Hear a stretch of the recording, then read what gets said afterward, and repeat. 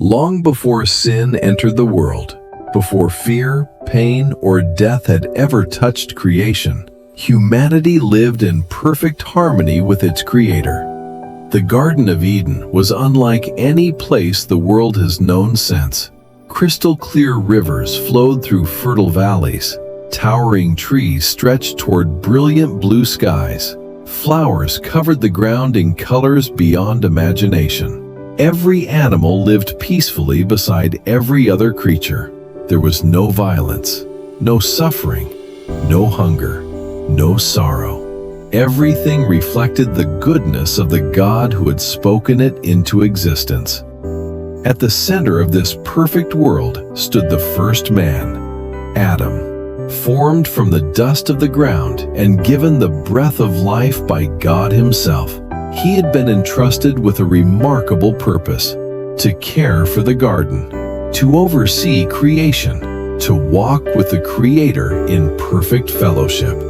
No human being had ever known a closer relationship with God. Each day, Adam explored the extraordinary world prepared for him. He walked beside sparkling rivers. He climbed gentle hills. He rested beneath ancient trees whose branches stretched across the sky. Every sunrise revealed new beauty. Every sunset filled the heavens with colors beyond description. There was nothing lacking in God's creation. Everything was very good. Yet within this perfect world, God saw something Adam himself had not yet recognized. As Adam carried out the responsibility God had given him, living creatures from every corner of creation came before him. Majestic elephants crossed the open fields. Powerful lions approached with perfect gentleness. Graceful deer stepped quietly through flowering meadows. Birds descended from the heavens in dazzling colors. Even the smallest creatures appeared before him. Butterflies, bees, tiny birds, creatures that filled the earth with beauty and life. With wisdom given by God, Adam observed every one of them. He noticed their appearance, their movements, their unique characteristics, and he gave each creature its name. This was more than a simple task. It revealed something extraordinary about humanity. Unlike every other creature, Adam possessed reason. He could observe, understand, organize, create language. He reflected the wisdom of the Creator who had made him. The long procession of animals continued throughout the day. Pair after pair passed before him. 2 lions, 2 deer, 2 eagles, 2 horses, 2 doves. Every creature had another like itself. Each belonged with its own companion. Each shared life with another. The pattern repeated again and again. As Adam watched them, something began to grow within him. Not sadness, not disappointment, but awareness. Among every living creature, no one was like him. No animal shared his nature. None could truly understand him. None reflected the image of God as he did. He alone stood apart. It was then that the Lord God spoke words that would shape the future of humanity forever. It is not good for the man to be alone. For the first time since creation began, God declared that something was not good. The world itself remained perfect. Creation lacked nothing. But humanity had been designed for relationship. God Himself exists in perfect fellowship, and mankind, created in His image, was never intended to live in complete isolation. Adam needed more than animals, more than responsibility, more than beauty. He needed another person, someone who could stand beside him, walk with him, understand him, share his life. But this companion would not simply appear. God had something far greater in mind. This would become the first marriage, the first family, the beginning of every generation that would ever live upon the earth. Adam had experienced the beauty of every corner of Eden. He had walked beneath towering trees whose branches stretched toward the heavens. He had watched crystal rivers flow through valleys untouched by sorrow. He had stood among fields overflowing with flowers whose colors no human artist has ever fully captured. He had witnessed every creature living together in perfect peace. Nothing threatened him. Nothing frightened him. Nothing was missing from the world around him. Yet there remained an emptiness that only God fully understood. The Creator had not overlooked Adam's need. This moment had been part of His perfect plan from the very beginning, before the foundations of the earth were laid, before the stars filled the heavens, before Adam took his first breath. God already knew that humanity would not be complete with only one person. Love was never meant to exist in isolation. Companionship was woven into the very design of creation. The God who exists in eternal fellowship now prepared to reveal that same pattern within humanity. The answer would not come from the animals. It would not come from another act of shaping dust from the ground. God chose a far more intimate beginning. The first woman would come from the first man, not from beneath his feet, so that she would never be treated as inferior, not from above his head, so that she would never rule over him, but from his side, close to his heart, beside his arm, a companion, an equal in dignity, a partner in God's purpose.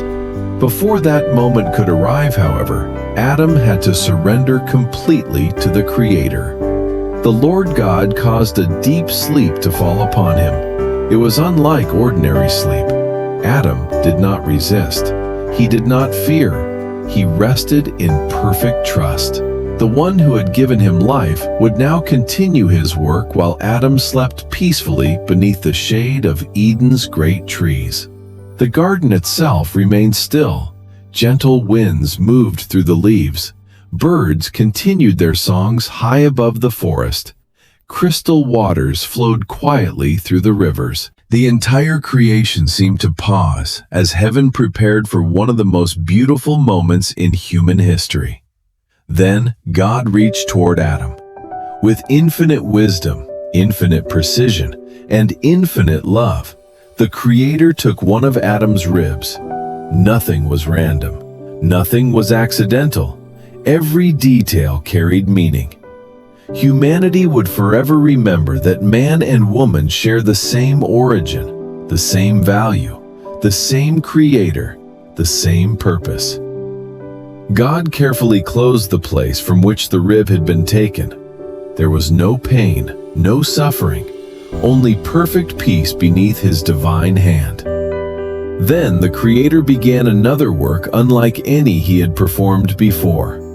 He did not gather dust from the earth as He had done with Adam. Instead, from the living flesh of the first man, God formed the first woman. Every part of her reflected His perfect wisdom. Every feature displayed His creativity. Every detail revealed His love. She was neither an afterthought nor a secondary creation. She was the completion of humanity itself. The world had been waiting for this moment since the beginning. The rivers, the mountains, the forests, the skies, every living creature now stood within a creation that was finally becoming complete. The first woman slowly opened her eyes. She awakened into a world untouched by fear. The first thing she experienced was not darkness, but light. Not sorrow, but peace. Not loneliness, but the presence of the God who had made her. She looked upon the Garden of Eden with wonder. Crystal rivers shimmered beneath the sunlight. Flowers stretched across endless meadows. Ancient trees reached high into the heavens. Birds soared through brilliant blue skies. Every breath carried the freshness of a world without sin. And standing before her was the Creator himself. He knew her completely. Before she had spoken her first word, before she had taken her first step, she was fully known and fully loved. This was the beginning of the first woman, the one who would soon receive the name Eve. When the Lord had finished his work, he did something that had never happened before. He brought the woman to the man. This was the first wedding procession in history. There were no cities, no temples, no music played by human hands, no gathered crowds. Only the Creator, the first man, the first woman, and the breathtaking beauty of Eden surrounding them. Adam slowly opened his eyes. The deep sleep had passed. As he stood, he saw someone unlike anything he had ever seen before. She was not another animal, not another creature to be named, not someone completely different from himself. She reflected something wonderfully familiar. For the very first time, Adam looked into the face of another human being. Someone who shared his nature. Someone created in the image of God. Someone perfectly designed to walk beside him. In that unforgettable moment, Adam spoke the first recorded human words preserved in Scripture. This at last is bone of my bones and flesh of my flesh. His words were filled with amazement, not because he had discovered something new, but because he recognized someone who truly belonged with him. The long search among the animals was over. The loneliness he had barely understood disappeared. God had answered a need Adam could never have fulfilled himself. Adam continued, "She shall be called woman, because she was taken out of man." With those words, human language celebrated its greatest purpose. Not power, not achievement, but relationship. The Creator smiled upon his work. Everything he had made now stood complete. Man and woman together reflected his design in a way neither could alone. Different, yet equal. Unique, yet united. Distinct, yet inseparable in purpose. This was never about superiority. It was about completion. Each strengthened the other. Each revealed another part of God's wisdom. Each would help fulfill the calling God had prepared for humanity. From this sacred moment came one of the Bible's most important declarations. For this reason, a man shall leave his father and his mother and be joined to his wife, and the two shall become one flesh. These words reached far beyond Adam and Eve. They established God's design for every marriage that would follow throughout history. Marriage was not invented by cultures. It was not created by governments. It did not begin as a social tradition. It began in the Garden of Eden, designed by God Himself. From the very beginning, marriage was intended to reflect unity, faithfulness, commitment, sacrificial love. A husband and wife were never meant to become identical. Instead, they would become one, sharing life, sharing purpose, sharing hope, walking together beneath the blessing of their Creator. Adam and Eve now stood side by side. Neither stood before the other. Neither stood behind the other. They stood together, facing the future that God had prepared. Around them, the Garden of Eden continued to flourish. Birds filled the heavens. Crystal rivers flowed through fertile valleys.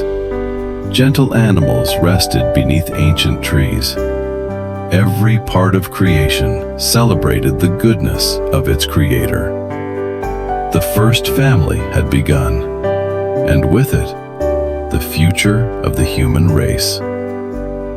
As the days passed, Adam and Eve lived within a world unlike anything humanity has experienced since. Each morning began beneath brilliant skies untouched by storms. The air carried the fragrance of countless flowers.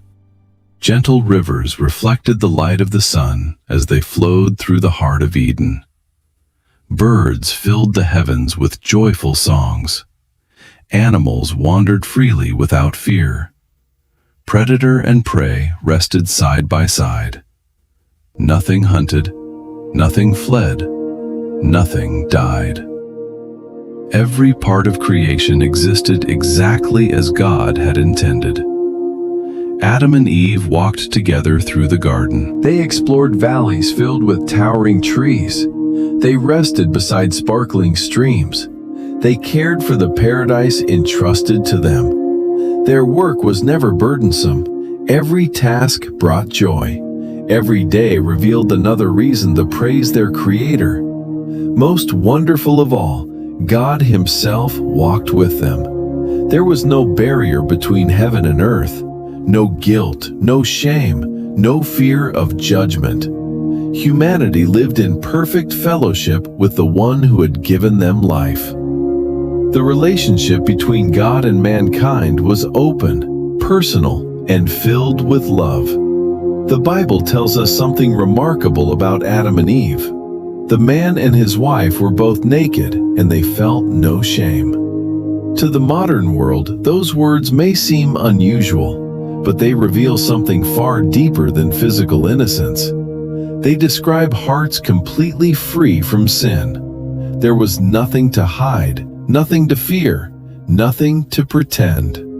No selfish ambition, no jealousy, no pride, no deception, no broken trust. Adam and Eve saw one another exactly as God intended, completely known, completely accepted, completely loved. Their marriage reflected the purity of God's own design. Every conversation was honest. Every decision was shared. Every moment strengthened the bond God Himself had created. The Garden of Eden became the first home, the first family, the first picture of God's desire for humanity. It was a world overflowing with peace, a world where creation and Creator lived together in perfect harmony. Yet within that perfect paradise, one choice still remained. Near the center of the garden stood the tree of life.